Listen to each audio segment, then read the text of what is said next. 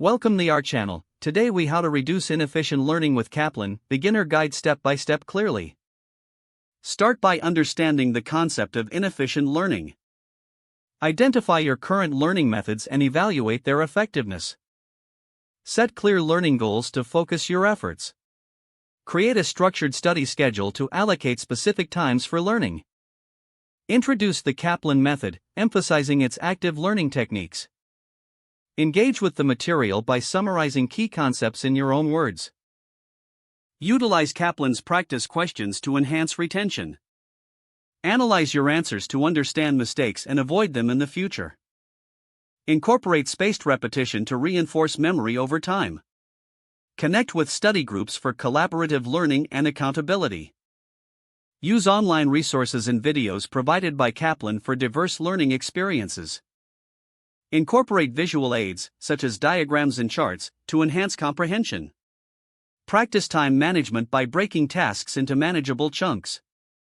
Reflect regularly on your progress and adjust your methods accordingly.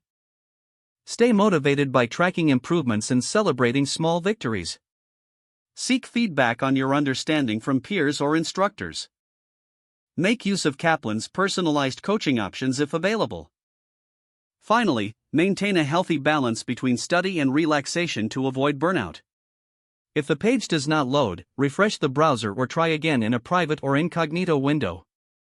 Make sure you are using the correct email address, then retype it carefully to avoid small typos. If your password is not accepted, use the reset option and create a new strong password you can remember.